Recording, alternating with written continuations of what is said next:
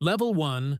No cosmic sensitivity. At the base of the hierarchy are those who operate purely on human ability. They do not sense, wield, or interact with cosmic energy directly. Their survival in a universe of gods and aliens relies purely on training, weapons, and willpower. The clearest examples are Hawkeye and Black Widow. They stood beside the Avengers during world-ending battles, but their abilities never went beyond human limits. Their value was precision, tactics, and courage. Sam Wilson, pre-Captain America, also fits here. The difference is highlighted in battles like Infinity War, where they sat out because the fight against Thanos was beyond anything human could solve. This level sets the baseline, the 0 point, highlighting the contrast when they face cosmic threats that arrows and gadgets can't solve. Level 2. Minimal cosmic sensitivity. This level finds characters who have merely brushed against cosmic forces without commanding them. They are enhanced by tech, heritage, or exposure, acting as passengers, not drivers. Peter Quill, after Guardians of the Galaxy Volume 2 is a prime example. As the son of Ego, he briefly tapped into celestial energy, but that power vanished. He remains a stronger, more intuitive fighter, but no longer channels a cosmic source directly. Ant-Man, Scott Lang, also belongs here. Everything he does relies on Hank Pym's suit and Pym particles, meaning his actions are tech-dependent, lacking the inherent attunement to the quantum realm that a threat like Kang possesses. Level 3.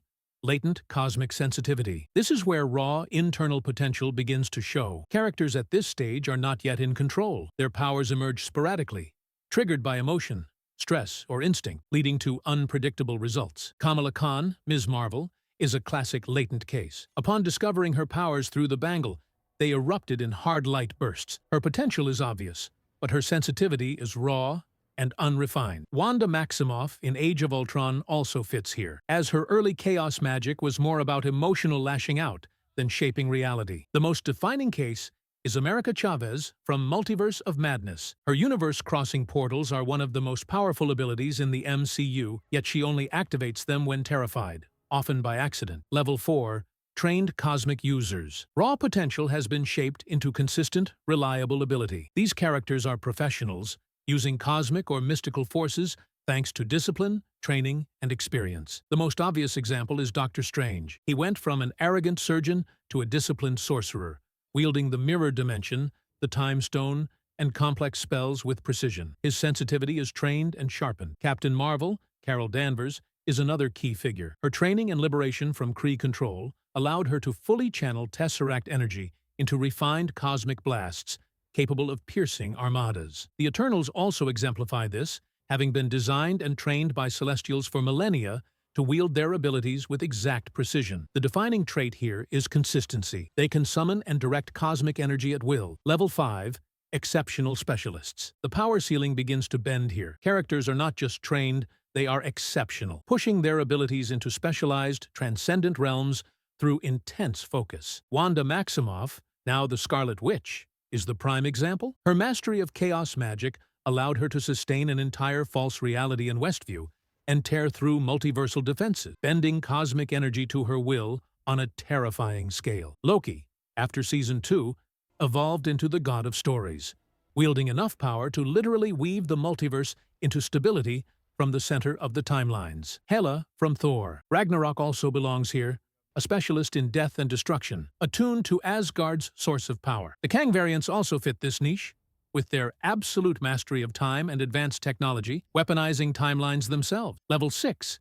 Legendary Cosmic Masters. These are entities whose very existence reshapes reality. Their sensitivity to cosmic forces is absolute. They are the power. Level 6 is defined by sheer scale, not skill. Arishem the Judge and the Celestials embody this, casually announcing judgment on humanity, birthing stars, and manipulating genetics on a universal scale. To them, even a hero like Captain Marvel is negligible. Dormammu is another clear master, existing outside time and consuming entire dimensions, only defeated by Doctor Strange, trapping him in an infinite loop. Ego the Living Planet also belongs here, a world sustained by cosmic energy at its core. Odin, in his prime, defined Asgardian power for eons, conquering realms and ruling the 9 realms with unmatched authority. This 6-level scale demonstrates the true spectrum of the MCU's power. From the determined human will of Hawkeye to the dimension-consuming might of Dormammu, cosmic sensitivity is the fundamental thread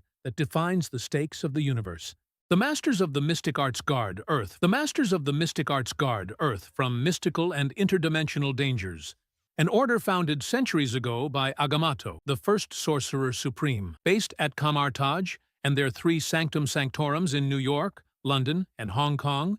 They protect Earth from entities like Dormammu. After the Ancient One's death and Strange's disappearance, Wong was appointed Sorcerer Supreme. They symbolize Marvel's hidden protectors, sorcerers working behind the scenes to safeguard reality itself. Avengers. The Avengers were formed through Nick Fury's initiative, a plan to bring together Earth's mightiest heroes. Their first on-screen assembly saw Iron Man, Captain America, Thor, Hulk, Black Widow, and Hawkeye unite to stop Loki. The team became Earth's frontline defense, battling Ultron and later facing their greatest test against Thanos in Endgame. Though the Sokovia Accords briefly split them, they reconciled to save the universe. Children of Thanos.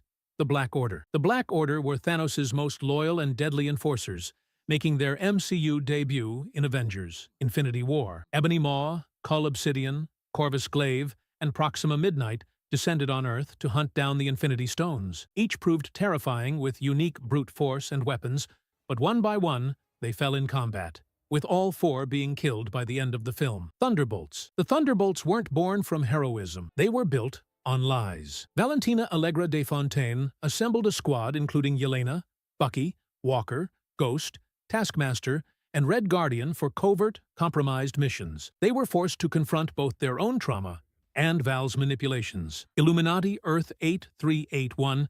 Of Marvel's most shocking teams, the Illuminati were from another universe. The Council of Earth 838 featured Professor X, Reed Richards, Captain Carter, Black Bolt, Maria Rambeau's Captain Marvel, and Baron Mordo. They had already judged and executed their version of Doctor Strange for misusing the Darkhold, seeing themselves as their world's ultimate authority. Their arrogance cost them everything when Wanda Maximoff slaughtered nearly the entire team. They represent the danger of unchecked power and pride. Revengers. Not every Marvel team was legendary or long-lived. In Thor, Ragnarok, Thor jokingly dubbed his new squad the Revengers while trapped on Sakaar. The unlikely group included Thor himself, Hulk, Valkyrie, and reluctantly, Loki. Though short-lived, the Revengers successfully triggered Ragnarok to wipe out Hela and saved the surviving Asgardians. Howling Commandos. The Howling Commandos were one of the MCU's earliest teams, born out of World War II. They debuted in Captain America, the first Avenger, led by Cap and joined by Bucky Barnes, Dum Dum Dugan, and others. This specialized unit fought Hydra across Europe, dismantling bases and striking fear into the enemy. Guardians of the Galaxy. The Guardians of the Galaxy were never meant to be heroes. They were outlaws, assassins, and bounty hunters. Star-Lord, Gamora, Drax, Rocket, and Groot reluctantly teamed up to stop Ronan the Accuser, turning survival into a mission to protect the galaxy. Their bond grew stronger across multiple films, gaining and losing family along the way. Fantastic Four. The Fantastic Four arrived in the MCU as legends from the past, on Earth 828. Reed Richards, Sue Storm, Ben Grimm, and Johnny Storm gained their powers in 1960. They faced their greatest test when the Silver Surfer warned Earth of Galactus, the cosmic being who devours worlds. They ultimately devised a plan to lure Galactus into a portal, saving Earth at great personal cost. Starforce was the Kree Empire's elite military unit, first met in Captain Marvel, where Carol Danvers, Vers, served under Jan Rog. They carried out surgical strikes until Carol uncovered her past and realized the Kree were manipulating her. Starforce weren't protected. They were instruments of oppression. Eternals. The Eternals were immortal beings sent to Earth millennia ago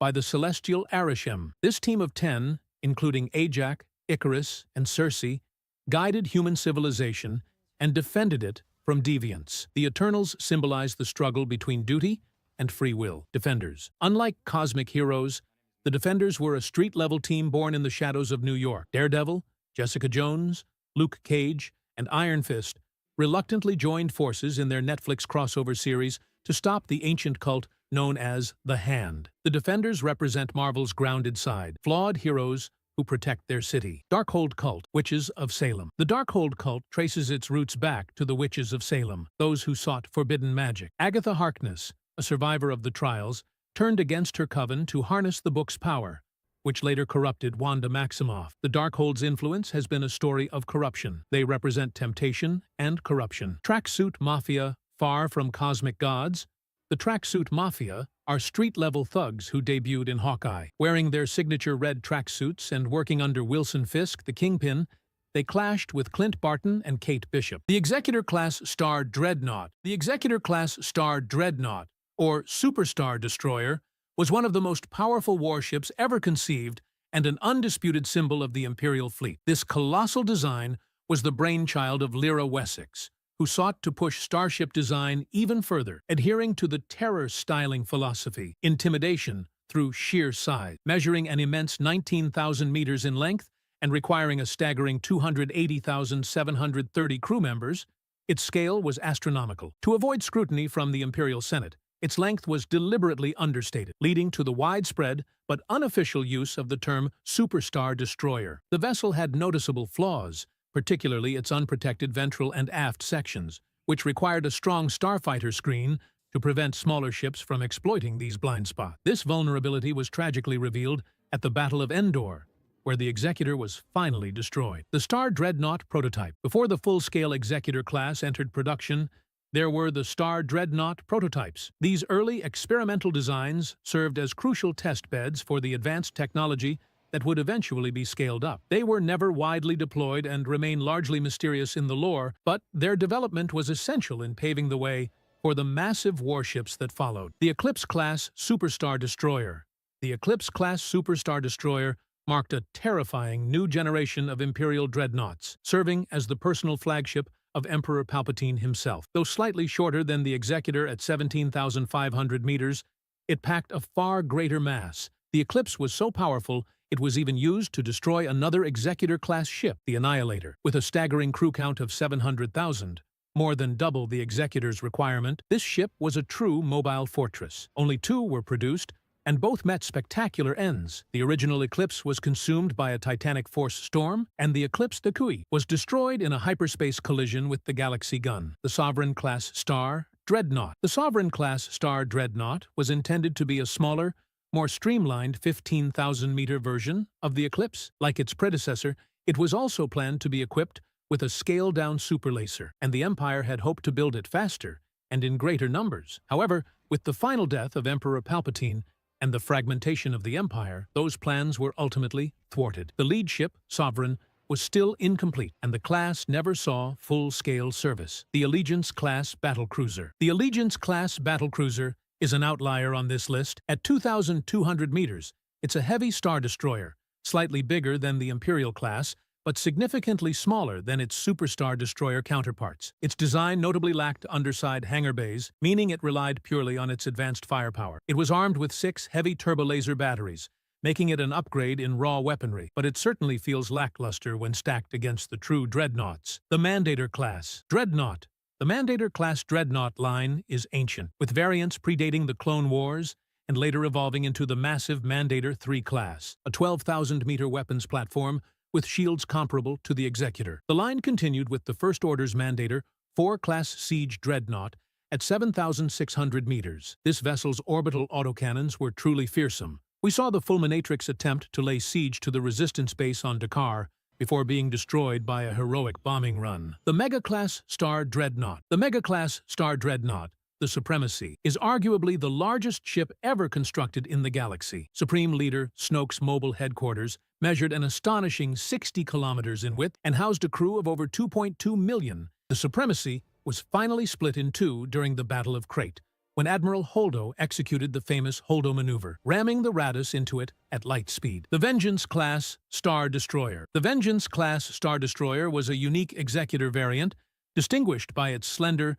elongated, sword-like profile, a departure from the standard dagger shape. It was similarly armed with turbolasers and ion cannons. The most notable ship of this class was commanded by the former Jedi, High Inquisitor Jarek, before it was ultimately destroyed alongside him during his attempt to harness the power of the Valley of the Jedi. The Megador. The Megador was a superstar destroyer that served as the flagship of Admiral Gilad Pellaeon during the Second Galactic Civil War. Equipped with 16 engines and an unprecedented number of turbolaser batteries, it was regarded as one of the most heavily armed warships of its era, playing a significant role in the Swarm War and later hosting major treaty negotiations. The Arcadia. Finally, the Arcadia, a massive wedge-shaped superstar destroyer that had a truly unique fate. Captured by the Yevithans, It was fitted with a covert slave circuit system for remote control. After being abandoned by the Imperials, the Yevithans recovered it and turned the decommissioned vessel into a museum on N'Zoth, preserving it as a symbol of inspiration for future generations. Dorsch had everything you'd expect from a top-tier recruit, a British pure-blood wizard.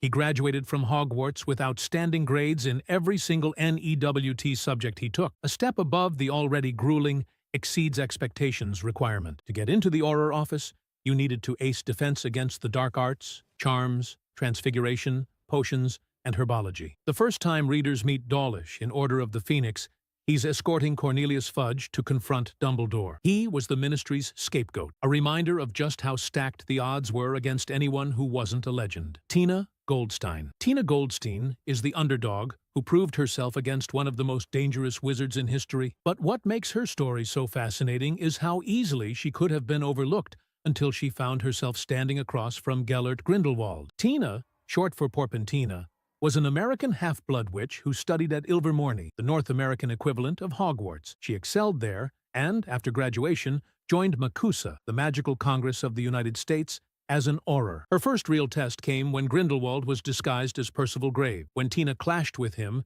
she held her ground, dueling fiercely enough to prove that she belonged on the battlefield against one of the most powerful dark wizards who ever lived. During the events of the Crimes of Grindelwald, Grindelwald unleashed his Protego Diabolica, a massive ring of cursed black fire. Dozens of skilled wizards faltered, but Tina managed to resist it, shielding herself and others with a sustained charm. Kingsley Shacklebolt. Some Aurors are remembered for their dueling scars, others for their legendary arrests. Kingsley Shacklebolt? He's remembered for both, and for something even rarer. He's the Auror who made the leap from ministry operative to respected leader of the entire wizarding world. By the time we meet him in Order of the Phoenix, he's already a top-ranked Auror inside the Ministry of Magic. During the Battle of the Seven Potters, he was pursued by 5 Death Eaters while protecting Hermione. Even in those impossible odds, he managed to stun 2 attackers and still make a successful escape. After the war, he was appointed Minister for Magic, cleaning out corruption and rebuilding the wizarding world. Rufus Scrimgeour. Rufus Scrimgeour was the battlefield commander. He wasn't polished like Fudge or politically slick like Thicknessa. He was a man of action. His appearance alone told you who he was. Lean, graying hair, battle-worn, and scarred from years of duel. Scrimgeour had both tactical genius and magical prowess. It was this reputation that landed him the role of Minister for Magic after Fudge was forced to resign. However, his ministry was far from triumphant. Even with his last breath, he was killed for his defiance, but his refusal to break under Voldemort's pressure cemented his legacy. Not every powerful Auror could fit into the top 5. Some made their mark in quieter ways, others left their legacy in tragedy. Harry Potter joined the Auror office immediately after Voldemort's defeat, a dueling master and natural leader. He eventually rose to head of the office, Pearl Graves. Pearl Graves was the head Auror for MACUSA, and the fact that Grindelwald chose him as his disguise speaks volumes. He was respected, feared, and perfectly positioned inside the system. Theseus Scamander. Theseus Scamander, Newt's older brother, was nicknamed the War Hero and became head Auror for the British ministry. He had the charisma to lead squads, the magical ability to survive high-stakes confrontations, and the authority to shape policy. Ron Weasley. Ron Weasley also served as an Auror, contributing to the cleanup of Voldemort's scattered forces. Though his career was short-lived, he left to join his brother at Weasley's Wizard Wheezes. He possessed the battlefield experience and tactical creativity to succeed. Frank and Alice Longbottom. Finally, Frank and Alice Longbottom. Few Aurors paid a higher price than Neville's parents. They were legendary fighters during the First War, but after Voldemort's fall, they were tortured into madness by Bellatrix Lestrange. They remind us that Aurors didn't just risk death, they risked everything, even their sanity. Harry's wand saved him with a golden fire. Ron's blew up in his face. And Voldemort's, it flat-out betrayed him. Why? It all comes down to 2 things: wood and core. The wood defines a wand's character, while the core fuels its magical power. Get the combination right, and you have an ally. Get it wrong, and your wand will make you vomit slugs. Let's talk about the cores. Phoenix Feather. Phoenix Feather is one of Ollivander's 3 supreme cores, and is the rarest. These wands are fiercely independent, almost stubborn, deciding when they will work at their best. They demand courage and persistence, not just raw power. The most famous example is the pairing of Harry Potter's Holly Wand and Voldemort's Yew Wand. They shared feathers from Dumbledore's Phoenix, Fawkes. When they clashed, The duel collapsed into priori incantatem. Harry survived because the cores refused to fight each other. Dragon Heartstring. If Phoenix Feather is the cautious partner, Dragon Heartstring is the brute force warrior. These wands are famous for raw power and quick learning, but they're also the most accident-prone and likely to switch allegiance if their owner is defeated. Here's the controversy. Dragon cores have a reputation for drifting toward the dark arts because they respond to pure ambition and willpower. If you want a wand that demands dominance and pays back with devastating power, this is the core you choose. Unicorn Hair. Unicorn Hair is the last of Ollivander's 3 supreme cores, and it's the steady one. It's about consistency and ethics. These wands produce reliable, even magic with very little fluctuation. They aren't the flashiest, but reliability wins more duels than showmanship ever will. Loyalty is the key. They bond deeply with their first owner and are hard to win over. Who should carry it? Healers, teachers, and aurors who value control over spectacle. Thestral Tail Hair. Thestral Tail Hair is rare, difficult, and infamous because it sits at the heart of the Elder Wand. The core demands clarity of will. If you hesitate, it feels erratic. In the hands of a focused caster, it channels power with unnerving directness. It resonates with mastery under pressure and the acceptance that power has a cost. If you can look straight at fear and keep casting, Thestral Hair will answer. Vela Hair. Vela Hair is one of the rarest and most polarizing cores, described as volatile because it reacts to emotion more than reason. These wands magnify the caster's mood. When handled with balance, Vela Hair produces enchantments that are both precise and disarming. It's risky, but risk and brilliance usually come as a package. Wampus Cat Hair. Wampus Cat Hair is a North American favorite, built for duelists who move first and think while moving. It rewards instinct and muscle memory. If Dragon Heartstring is power, Wampus is quick reflexes and a knack for reading an opponent's rhythm. The trade-off? It dislikes hesitation. It decides the fight's rhythm. Thunderbird Feather. Thunderbird Feather comes from a North American beast that can sense danger and whip up storms. Wands with this core feel charged. It rewards bold, decisive magic and punishes timid casting. Thunderbird Feather will feel like a live wire in your hand. The American answer to British critics is simple. It isn't chaotic. You are. Horned Serpent Horn. Horned Serpent Horn sits at the cerebral end of wand lore. These wands